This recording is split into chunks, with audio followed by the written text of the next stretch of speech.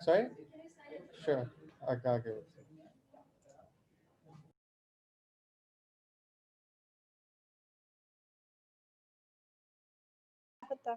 الكاميرا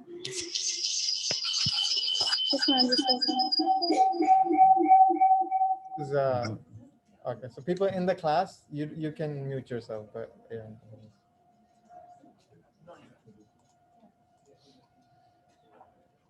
I see. So you can start.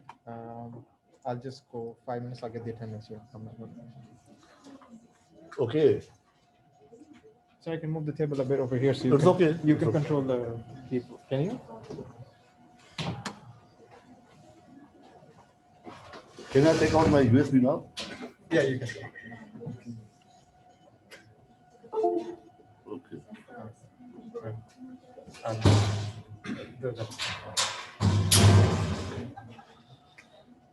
I'm sorry. Today I have little pain. I can't stand. So should we start? Students at home, are you listening to me? This is a very crucial lecture because the next 4 lectures from this lecture, they all depend on your understanding of today's lecture. This is basic physiology, no drug. No drug, only functional anatomy or physiology. So I already sent you the drug formulary. Did you receive it? So for this lecture, no drug, only basic principles, physiology, neurotransmission, receptors, everything. So please be attentive and listen to me carefully today. We are going to discuss the anatomic and functional distribution of nervous system. Compare and contrast the somatic and autonomic divisions of the peripheral nervous system, PNS, not central nervous system, and compare and contrast the receptors, neurotransmitters, and functions of sympathetic and parasympathetic nervous system. Keep in mind, the coming 4 lectures, almost all the blocks in year 2 and year 3, in every block, the drugs are coming from autonomic nervous system, GIT, CVAs, reproduction, everywhere, not only here, but for the rest of your life, the drugs from ANS will chase you everywhere. And describes the steps in neurotransmission in the sympathetic nervous system and parasympathetic nervous system.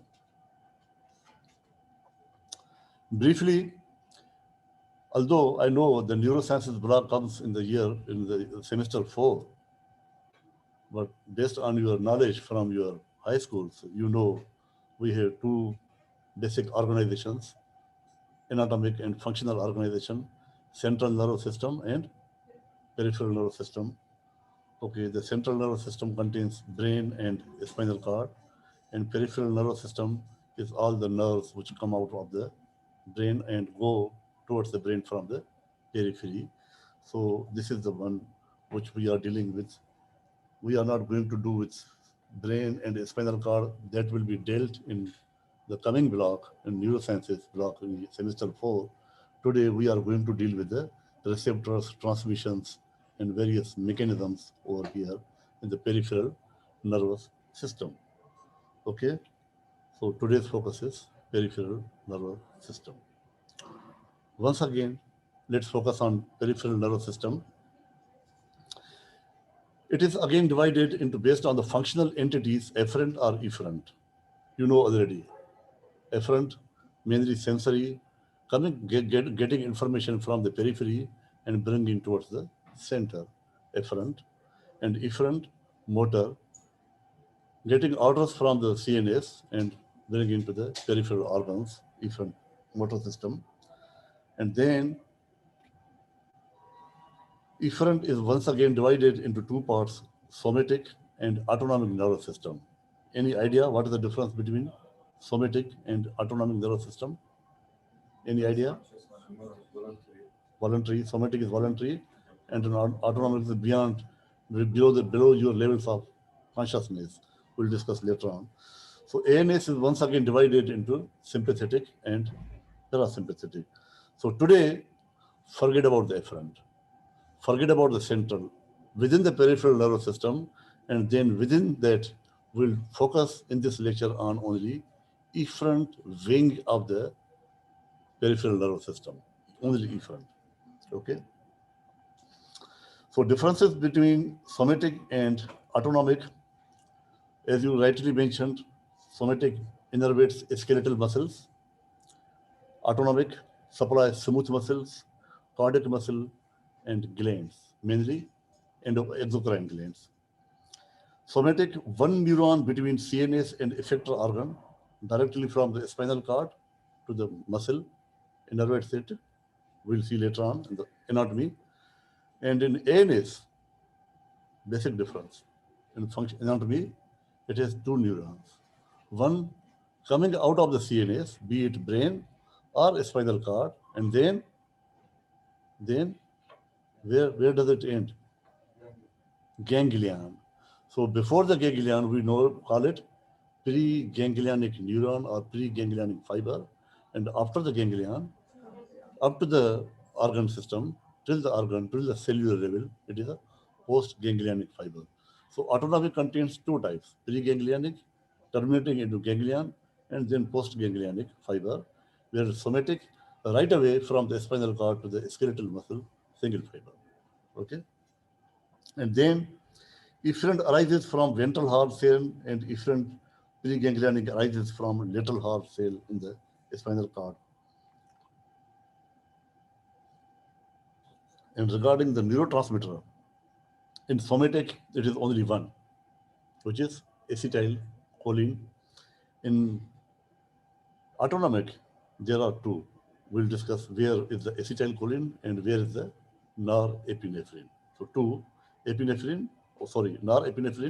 or in British language, it is also called as noradrenaline.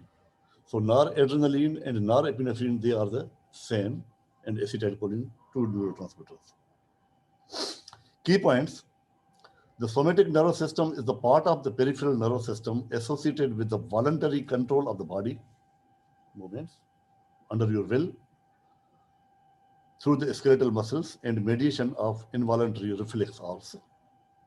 Whereas autonomic is a part of the PNS that controls visceral functions that occur below the level of consciousness: your respiration, your heartbeat, your secretion of exocrine glands, the aperture of the eye, pupil, everything which is beyond your control, voluntary control. It is a part of the ANS. And ANS can be subdivided into parasympathetic and sympathetic divisions. Okay. Now see, this is the anatomical consideration of sympathetic and parasympathetic. Can you figure out from one of you, can you figure out this figure? Explain. Or from the home, is there anyone? Yes, please. The left one is sympathetic. Okay. The lumbar. Okay. And the other one is basically Craniosacral. Very good. So you can see the sympathetic portion of the ANS, the nerves arise from the peripheral nerves which come out of the thoracic part and the lumbar part of the spinal cord. So that is known as thoracolumbar outflow. So immediately after coming out of the thoracic and lumbar part, they synapse in the sympathetic chain or sympathetic ganglia, first nerve, and after sympathetic chain or sympathetic ganglia, a second nerve arrives which terminates into the end organ where it is supplies. So sympathetic chain. Whereas you can see on the right side, parasympathetic nervous system, there are few parasympathetic nerves which arise from the cranial nerves, which you will learn in detail. Have you any idea about the cranial nerves, 12 cranial nerves? Did you study in biology in high school? You will study in detail in neurosciences block. And then cranial nerves, and then from S2 to S4, what does it stand for? S2 to S4. It is a sacral. So three nerves and cranial nerves, they account for the parasympathetic outflow. So we call it sacral outflow, which is parasympathetic, and thoracolumbar outflow, which is sympathetic. Key points. Sympathetic and parasympathetic typically function in opposite to each other. This opposition should be viewed as complementary in nature rather than antagonistic. For an analogy, you may think of the sympathetic division as an accelerator and the parasympathetic as a brake of the car. Although from the out front, it seems they are antagonistic, but actually they work in complementation. Wherever the situation arises, for example, in situations where heartbeat, more cardiac output is required during exercise, during fear, or during stressful situations. In that case, sympathetic nervous system will dominate and will cause the increase in heart rate, and parasympathetic will go down and decrease the heart rate. So although it seems that they are antagonistic, but they work in complementary. Do you remember who delivered the lecture on drug antagonism? Dana? Hatu? Dana. Did she mention about a term known as physiological or functional antagonism? Yes, she did. Okay. This is a typical example of functional antagonism. Both are agonists. Acetylcholine and norepinephrine, both are agonists, but acting through their own specific receptors, they produce an action which is opposite to each other. Both are agonists, not antagonists, but functionally they become antagonists. Is that clear? So sympathetic nervous system typically functions in actions requiring quick responses. The parasympathetic functions with actions that do not require immediate reaction, rather sleep, rest, like that. Okay. See, the first one origin I mentioned, thoracolumbar, sympathetic, and craniosacral, parasympathetic, preganglionic fiber, short, whereas in parasympathetic it is long. Why? Why is this the difference? Functional, anatomic difference. Why the fiber in sympathetic, preganglionic fiber is very short, whereas in case of parasympathetic it is long? Didn't I mention immediately after coming out of the spinal cord, the peripheral nerve synapse in the sympathetic ganglia. Together they are known as sympathetic chain. They lie just beside the vertebral column, spinal cord. So the preganglionic fiber is very short. Immediately after coming out of the spinal cord, it synapse there, and then the postganglionic fiber after the sympathetic chain till the end organ, it is long. It goes everywhere. Whereas in case of preganglionic, from the cranial side or from the sacral side, the preganglionic fiber is long. Just before supplying the end organ, it terminates into a ganglion, and then the postganglionic fiber is very, very short. Is that clear? The ganglion in the parasympathetic system, they reside just before the terminal organ. Whereas in case of sympathetic, they lie immediately after the peripheral nerve coming out of the spinal cord. That is why the preganglionic fiber is short in sympathetic, in parasympathetic it is long. Ganglia, okay, postganglionic, I mentioned it. Response to stimulation I covered in the previous slide, diffuse, generalized, whereas in parasympathetic it is highly localized. The neurotransmitter, this is a very tricky thing. Focus on this. Preganglionic neurotransmitter is acetylcholine in both cases, for both sympathetic and parasympathetic. Whereas in postganglionic, it may differ. In postganglionic for sympathetic, it is norepinephrine, and for parasympathetic, it is acetylcholine. Any question from this? Let me add more complication, some more complication. So this is not it. It is not universal that neurotransmitter of the postganglionic sympathetic fiber is norepinephrine in all the cases. there is one exception. And that exception is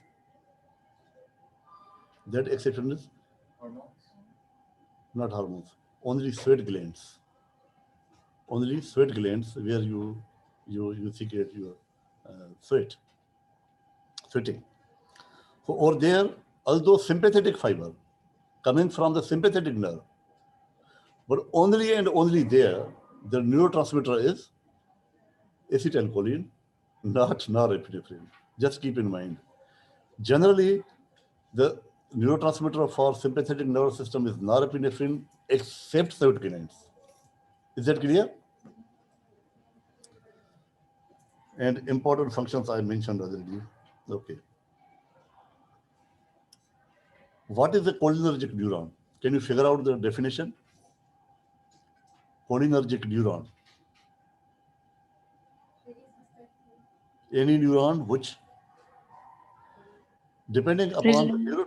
Yes, please. Right. Acetylcholine Very release. good. Okay. So, depending upon the neurotransmitter a neuron is releasing, the fiber is called accordingly. Cholinergic neuron means a fiber which secretes or releases acetylcholine as a neurotransmitter.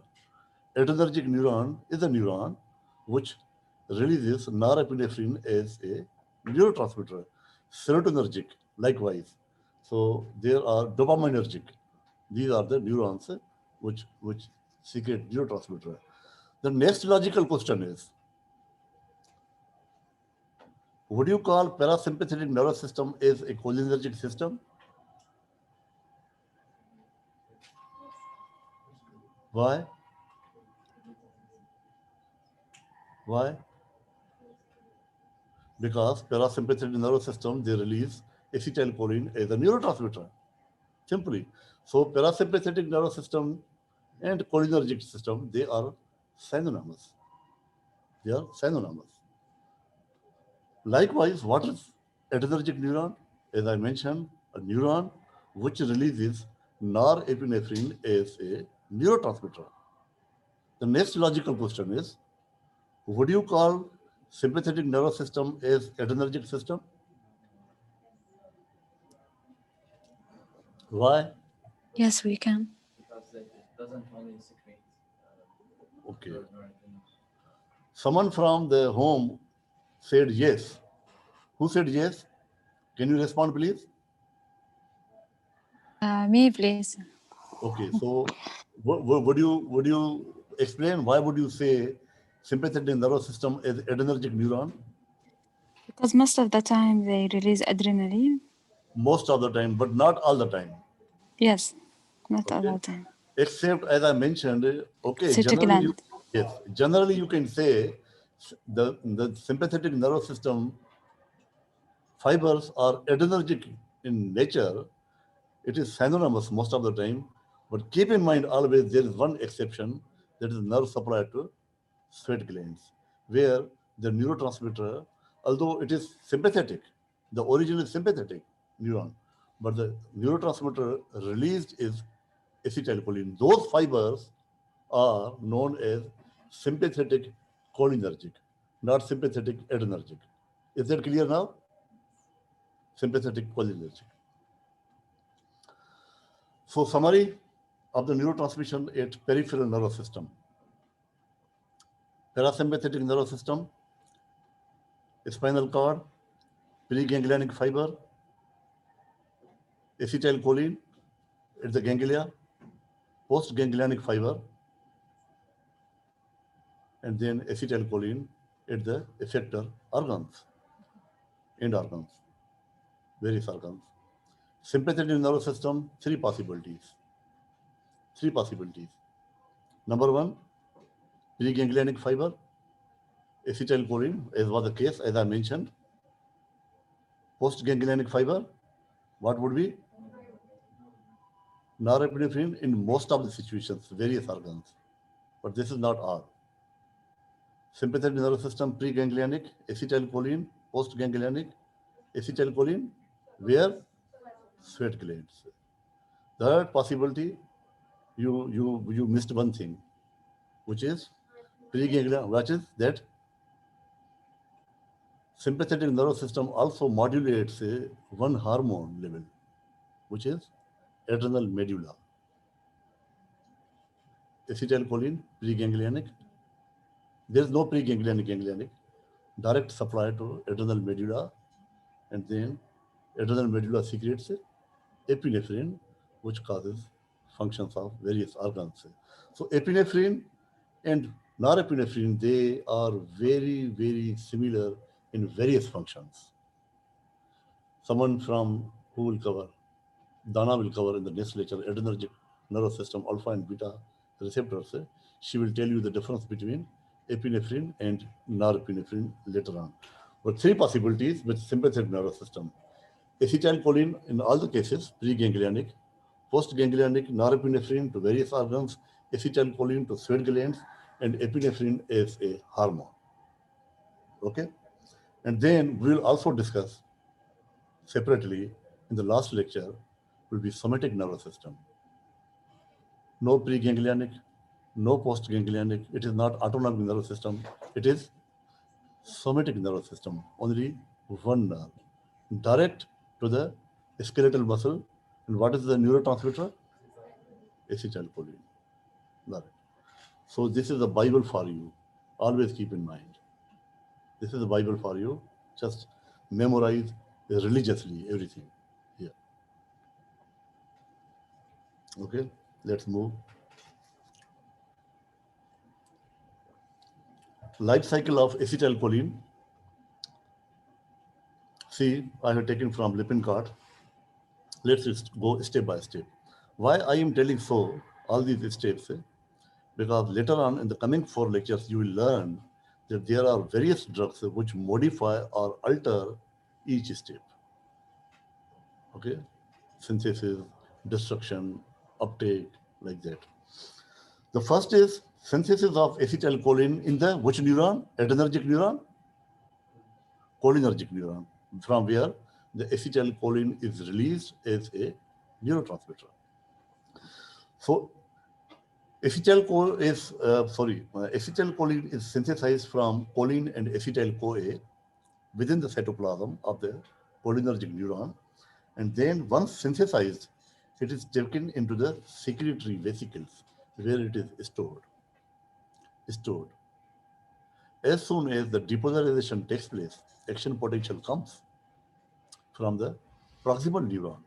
As soon as it comes, the neuron is depolarized, and there is a exocytosis of those secretory vesicles, and the contents of those vesicles, mainly acetylcholine, they are released into the synaptic vesicle, synaptic cleft. You can see release of neurotransmitter. Acetylcholine is released as a neurotransmitter after exocytosis, when the neuron is stimulated, excited, depolarized. Here you can see action potential. Once neurotransmitter is released, what is the fate of the neurotransmitter? The first is binding with the receptors. We'll discuss later on which receptors for acetylcholine.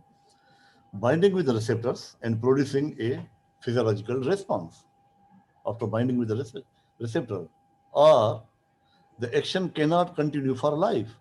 The action of the neurotransmitter has to be terminated by certain mechanisms.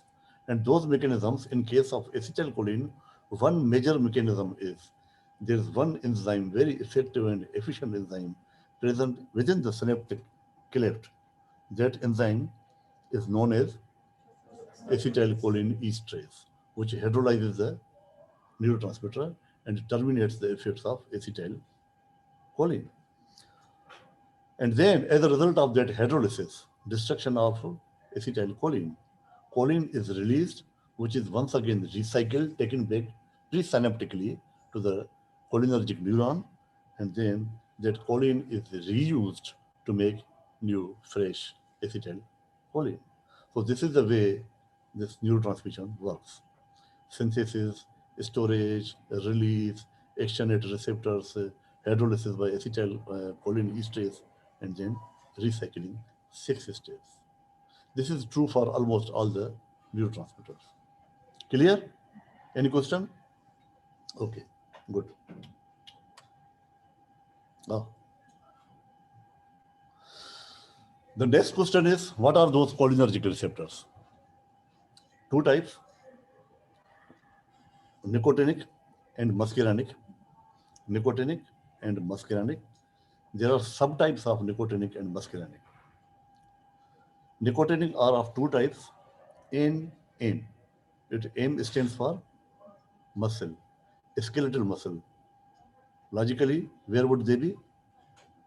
They are not part of the autonomic nervous system. They are part of the somatic nervous system. They are in the skeletal muscle. Acetylcholine is released over the skeletal muscle fibers. Over there, the receptors for acetylcholine are AIM receptors, nicotinic receptors, which cause the contraction of the skeletal muscle. AIM. Other type of nicotinic receptors are AIM, subtype AIM. They are present in the ganglia. Which ganglia? Which ganglia? We discussed both sympathetic as well as parasympathetic, because the preganglionic fiber are always cholinergic. Didn't I mention?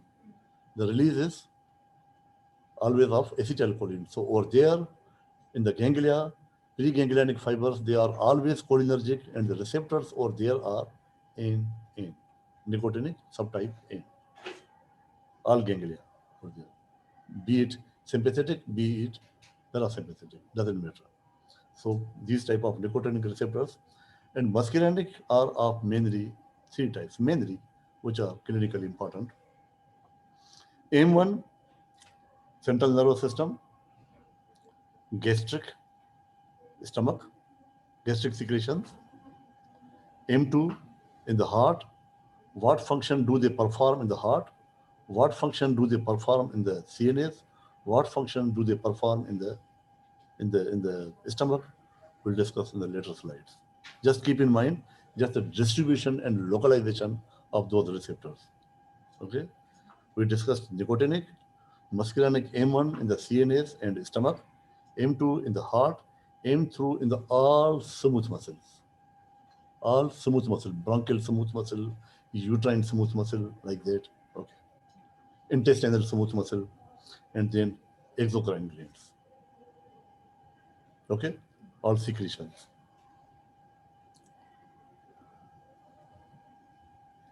Now these functions. AIM1, as I mentioned, gastric glands, they cause acid secretion. When they enhance, muscarinic receptors enhance acid secretion, if you want to block that secretion caused by the stimulation of muscarinic receptors, as in the case of hyperacidity or as in the case of peptic ulcer, what would you do? Antagonism of the drug with the drug at these receptors. Am I right? So AIM1 receptor stimulation leads to gastric secretion, and in CNS learning and memory. AIM2, very important.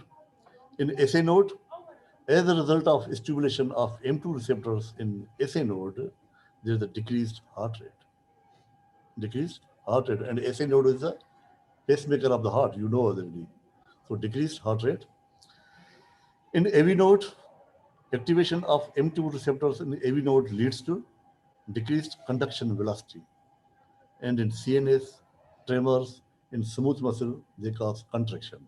So all the smooth muscles, bronchial smooth muscle, uterine smooth muscle, intestinal smooth muscle, they will be contracted as a result of AIM2 receptor activation. AIM3, smooth muscle, AIM2 and AIM3 both are present in smooth muscle, but the important thing is they are present in the iris, constriction of pupil. When you activate AIM3 receptors in the eye, what will happen? Your pupils will be constricted. And then ciliary muscle contraction, exocrine glands secretion will be increased. You have to memorize all these things. Now receptor type. When we say M1 receptor is coupled with GQ. Dana covered this Atul covered in pharmacodynamics. What does it mean? GQ protein. It is a G protein coupled. G protein. GQ means what? GQ is coupled with what? Phospholipase A. C. Phospholipase C. So when it is coupled with phospholipase C, what is the target of phospholipase C? What is the substrate for phospholipase C? Those are the second messengers. But what is the membrane phospholipid, which is the substrate for PLC? 1,4,5 trisphosphate, inositol trisphosphate. So Protein kinase, see? No, protein kinase is for the cyclic AMP. We are talking about GQ protein, not GS and GI. There are mainly three types of protein, G proteins: GQ, GI, and GS. Here, when we talk about M1, it is coupled with a GQ. GQ targets PLC. PLC substrate is 1,4,5 inositol triphosphate. With the hydrolysis of that membrane phospholipid, there is a generation of two second messengers, which are IP3 and which I mentioned here. Yes, please, from is any student? Do you want to answer? Hello? Okay. So IP3 and DAG, diacylglycerol, these are two second messengers generated as a result of activation of GQ protein subsequently. And what is the function of IP3, you know? What happens? Increase? Increase what? Calcium from where? Intracellular calcium. But where? From where does it come? From the extracellular source or from endoplasmic reticulum, sarcoendoplasmic reticulum? IP3 receptors are present in the, what is the calcium store in the body? Intracellular, which is sarcoendoplasmic reticulum. IP3 receptor activation causes the release of huge amounts of calcium from the sarcoendoplasmic reticulum. So there is a sudden gush, sudden release. There is not any rays from the extracellular sources, but within the stores from the cell. That is the function of IP3. Okay, so M1 receptor is coupled with GQ, and M2 is coupled with GI. What is the function of GI? Inhibitory of what? Adenylyl cyclase. That leads to decrease in the cyclic GMP. Now you will see in the subsequent slides, sympathetic nervous system by acting through beta receptors. Just I am telling you prematurely to give you the context. Sympathetic nervous system, epinephrine and norepinephrine, by acting through beta 1 receptor, they increase the cyclic AMP through GS and increase the heart rate, increase the force of contraction. Whereas here M2 is GI, that decreases cyclic AMP, thereby decreases heart rate, decreases force of contraction, antagonistic in nature. Decreasing cyclic AMP means decreasing heart rate, decreasing force of contraction, increasing cyclic AMP, increasing force of contraction, and increasing heart rate. Are you with me? Conceptualize all these things. So M2 coupled with GI, M3 coupled once again with GQ. Then the question arises, if M1 and M3 are both coupled to GQ, why do we call it the same receptor? Why don't we call different receptor? They are structurally different. Number one, they are structurally different, M1 and M3. They are structurally different. And besides, their distribution and localization is different, as you can see from the localization. Okay. Nicotinic receptors, I have made the same table. NM, as I mentioned, simply neuromuscular junction. Have you covered this neuromuscular transition somewhere in the past? Not yet? Okay. Not yet? A little bit. So there the depolarization of the acetylcholine is released, and the muscle is depolarized. That leads to excitation, contraction, coupling. That leads to contraction of the skeletal muscle. So over there in the skeletal muscle, N receptors are present, leading to contraction. Part of the somatic nervous system, not autonomic. And N, as I mentioned, they are in the autonomic ganglia. Okay. Receptor type, both are coupled with ion channel. Once again, Dana mentioned G protein coupled receptors coupled with ion channels, intracellular receptors, receptor tyrosine kinase like insulin. So this is the classical example of receptors coupled with an ion channel. Previously, they were G protein coupled receptors. Here, nicotinic receptors are coupled with ion channels. And those ion channels are the last bullet, last arrow, opening of cation, sodium, and potassium channels in both the cases. That leads to initially depolarization. Depolarization leads to excitation. That is known as excitation, contraction, coupling. Any question? Okay, good. Now we almost completed the parasympathetic arm of the autonomic nervous system. Let's move to life cycle of norepinephrine. Same. First step, synthesis of norepinephrine from amino acid tyrosine. Tyrosine is converted, of course, with the help of several enzymes into tyrosine. Tyrosine is converted into DOPA, which is a precursor of norepinephrine, DOPA, and then dopamine, and then norepinephrine. So uptake into storage vesicles, and dopamine within the vesicles is converted into norepinephrine, and then release of neurotransmitter as soon as the adrenergic neuron is excited, depolarized, stimulated, neurotransmitter is released.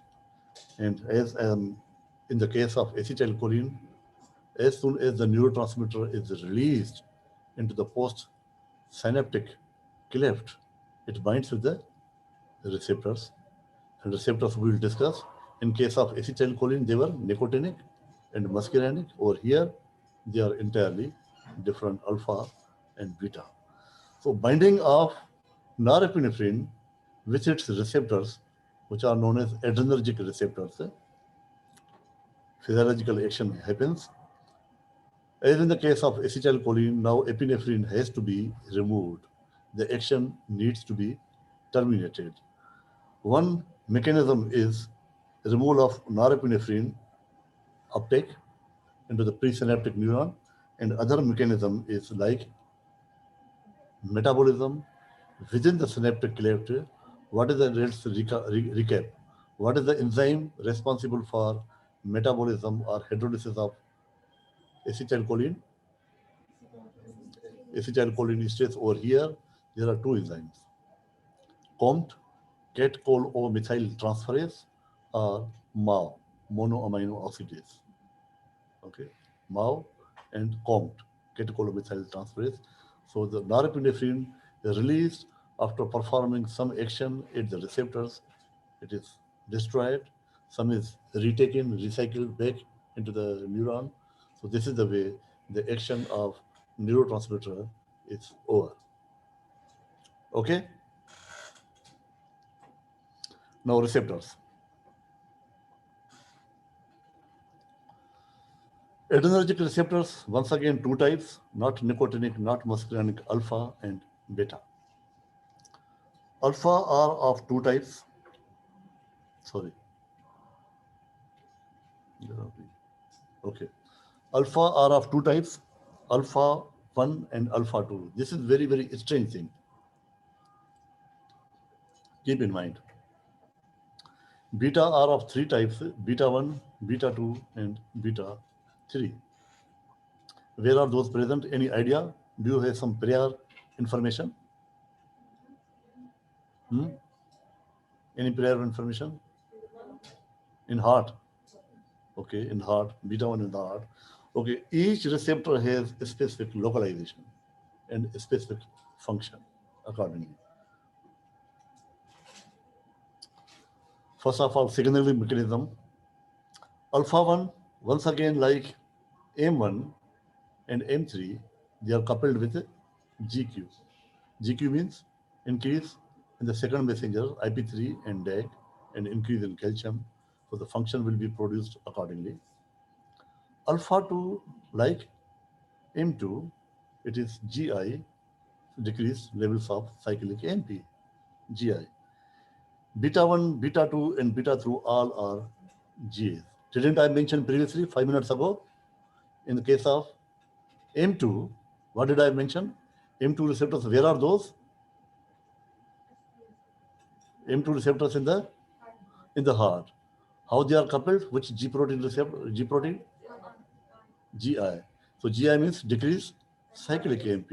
Or here, beta receptors, they are coupled with GAs. So effectively, beta 1 and M2 should be antagonistic in nature, especially in case of heart, isn't it? So that is exactly happening. When we say sympathetic nervous system increases heart rate, increases force of contraction, that is through beta 1 receptors. Sympathetic nervous system decreases heart rate, decreases force of contraction through M2 receptors. Okay? So just keep in mind. So what is the type of G protein in these cases? No ion channel here involved, all G proteins. So what happens? Responses to stimulation of alpha 1 receptors, one by one now, alpha 1, alpha 2, beta 1, beta 2, beta 3. You have to memorize everything religiously. Location, blood vessels. Alpha 1 means GQ. GQ means intracellular cyclic MP, intracellular IP3, intracellular raise in calcium. When blood vessels will get increased calcium, what will happen? Construction of the smooth muscle, vascular smooth muscle, will lead to vasoconstriction. Just make concepts. Make concepts. GQ. GQ means increased calcium. Increased calcium, increased vascular smooth muscle contraction. Increased vascular smooth muscle contraction means vasoconstriction. Simple. I, radial muscle, once again, contraction, mydriasis. Okay. GIT specters, contraction. Urinary bladder trigonal spectra, contraction, all because of the increased calcium. What's difference? Ejaculation, contraction, once again. Liver glycogenolysis, I will tell you later whether it's some very historical perspective why glycogenolysis occurs as a result of sympathetic nervous system stimulation. Liver is glycogenolysis. That will lead to increased glucose level. Okay. Response to stimulation of alpha 2. This is very, very important. Very, very important. Alpha 2. Alpha 2 coupled with what? GI means decreased cyclic AMP. Now see the distribution or localization of this receptor. Presynaptic nerve terminal. Can I use this board? Yeah, sure. I can bring it for you. No, I will go there. Just focus this camera so that students can also learn. Oh, okay. So I'll move the table. No. It's okay. I'll just this few minutes I can stay. So that the students at the home can also learn. Sir, I don't think the camera will go.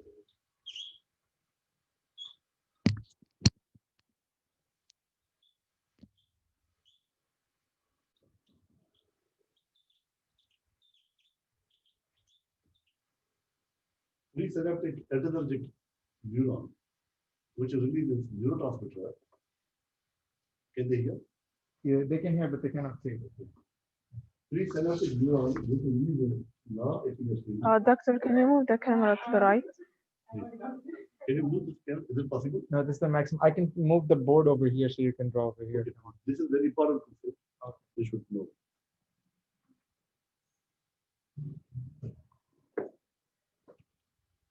Okay.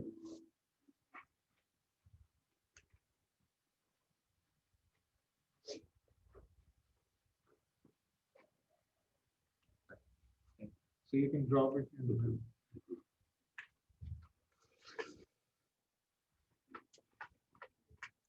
Now, hypothetically, this is an adrenergic neuron which releases norepinephrine. So the postsynaptically, it can be another neuron, postganglionic or whatever, or it can be an effector organ, the end organ, which possesses alpha and beta receptors. So norepinephrine after release, depending upon the type of cell or type of tissue where it has been released, it can be either alpha or beta, alpha 1, beta 2, depending upon the tissue, it innervates. Are you with me? But alpha 2 receptors are present presynaptically on the same neuron from where the neurotransmitter was released. Pardon me, doctor. Hmm? You're covering the board. We can't see through the camera. Okay, okay. So I am Thank saying that norepinephrine was released from the adrenergic neuron. Postsynaptically, it will act on alpha or beta receptors to produce a physiological action. But alpha 2 receptors are present on the same neuron from where the norepinephrine was released. The localization of alpha 2 receptors is the presynaptic neuron from where it was released. Now, I mentioned here presynaptic nerve terminals. Can you see? The function of that is, since it is coupled with which G protein? G, it is inhibitory in nature. The function of activation of alpha 2 receptors would be decreased synthesis and release of the neurotransmitter. So it is just like a brake, so that further neurotransmitter release does not happen. Doctor, Yes, please. can I ask a question? Sure, please. Go ahead. Why the receptor present in the presynaptic? It's a natural evolutionary process, so that in every plant or everything, for example, natural substance in caffeine, everything, agonists and antagonists are present in a right mixture. Here, so that the sympathetic nervous system, it goes discretely generalized action. I will show you later, the last slide, so that the activation of sympathetic nervous system does not go unchecked to such a manner that it creates a problem. So there is always a break, natural break from the system, so that whenever the system feels, the body feels it. The sympathetic nervous system stimulation has gone to such a level, a break needs to be applied, alpha 2 receptors will be activated. So there will Doctor. be no further release of norepinephrine. Yes. So alpha 2 receptors will decrease the release of norepinephrine? Correct. Alpha 2 receptor activation will inhibit the further release of neurotransmitter from the presynaptic site. Yes. Okay, thank you. Exactly. All the actions of norepinephrine will be antagonized, because the further release of alpha or epinephrine will be inhibited. So in that case, these are known as autoreceptors. The classification and terminology given to these alpha 2 receptors is autoreceptors. Autoadrenergic receptors. This is a built-in mechanism to inhibit the release of neurotransmitters. Yeah.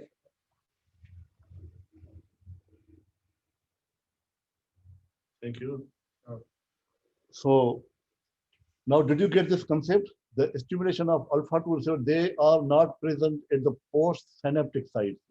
They do not have any other effector organ innervation. They do not have any physiological action. They are just there to check and balance, for the check and balance on the adrenergic neuron. Clear? Only presynaptic nerve terminal. Now we finished alpha, beta 1 receptors. Coupled with what?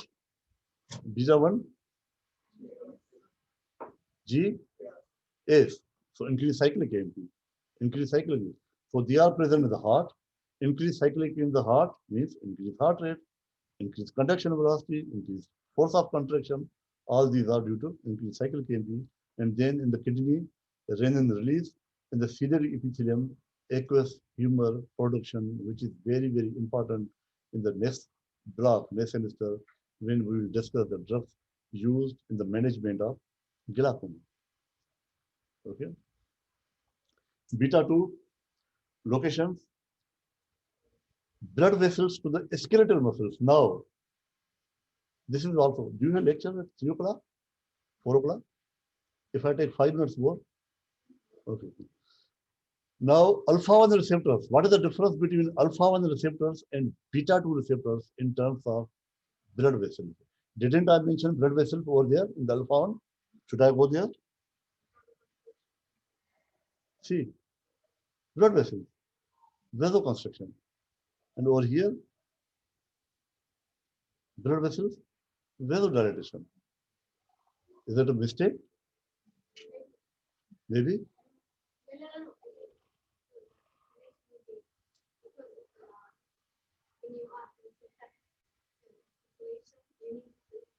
More blood supply to skeletal vessels. So all the blood vessels except those supplying the skeletal muscles, they do not have alpha receptors. They have beta 2 receptors.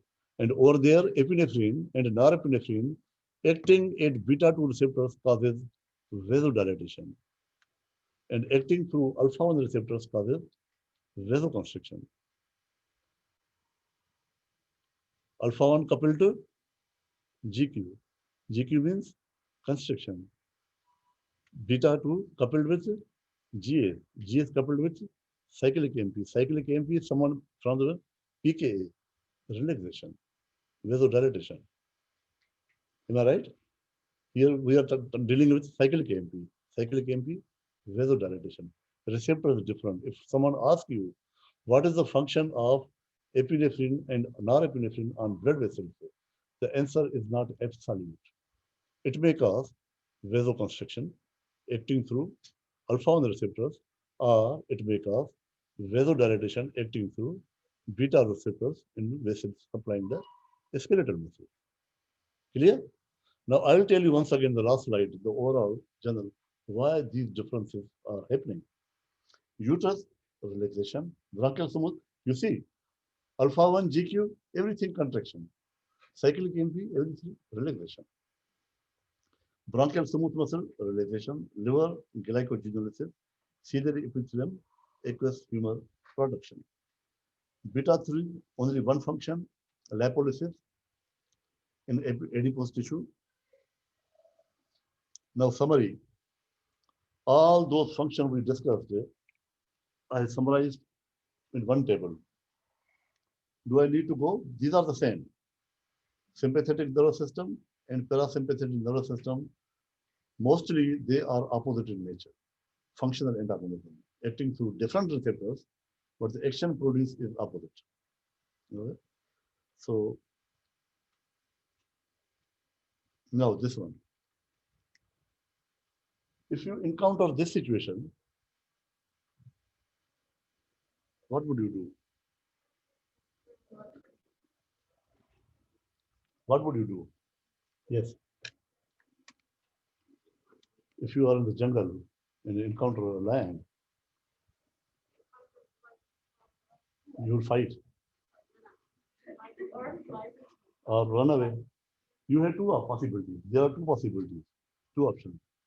Either you are brave enough and strong enough, you prepare for the fight with the lion, or if you are not, prepare for the runaway.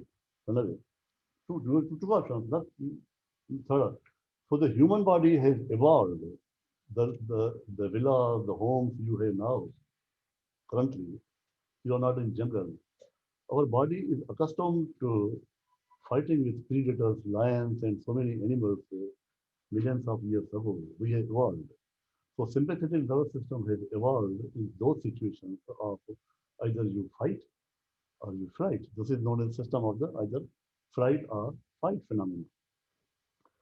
So keep in mind, now you will understand why there are vasoconstriction and vasodilation different. In the case you decide to fight or run away, in that situation, you need the help of skeletal muscle, either running or fighting. So in that case, what do you need? First of all, you need powerful skeletal muscle in good condition. In that case, blood supply to skeletal muscle should be increased, beta 2. And increase blood supply to organs, to kidney, to spleen, to liver, not required. Alpha effect. Alpha effect, because vasoconstrict, all the blood should be diverted from those viscera towards the skeletal muscle. Your cardiac output should be increased or not? Increase heart rate, increase force of contraction, so that more blood should be pumped out to supply the skeletal muscle to strengthen you. And what about you? You need more oxygen. So in that case, bronchial smooth muscle should be relaxed, more oxygen. And that is why beta 2 agonists are the treatment of choice in the management of asthma. Beta 2 relaxation. So the sympathetic nervous system has been designed or has evolved in such a way to enable you either to fight or run away. So these differences in alpha and beta come because of your requirements in that particular situation. Is that clear? So if we go to the same table, of course, dilatation of people, you need focus to see the danger. Where should I go away? Dilatation of people to have more idea. And okay, in that case, heart rate needs to be increased, and sympathetic contractility needs to be increased. Lungs need to be dilated, bronchioles to have more oxygen, like that. Okay, good. Any question? No, that's it. Thank you. Doctor, Yes, please. you said you would explain the glycogenolysis thing. Okay. So same phenomena. In case of danger, or in case of your use of more skeletal muscle, what is the source of immediate energy you need? Glucose. So more glucose has to be made. So it is not only glycogenolysis, more glycogenolysis through beta 3 receptors and beta 2 receptors, but also you will learn in the endocrine system. I think you have already learned, haven't you? Epinephrine. Epinephrine is a hormone which is also known as diabetogenic hormone. It causes more blood glucose level. So because sympathetic nervous system also causes more release of epinephrine from the adrenal medulla, this is yet another mechanism to increase blood glucose level in danger situations. Am I clear? So the Thank you. glycogenolysis has been evolved, more glycogenolysis in danger to give you more glucose because you need more energy. I hope it is clear now. Okay. Thank you. Thank you.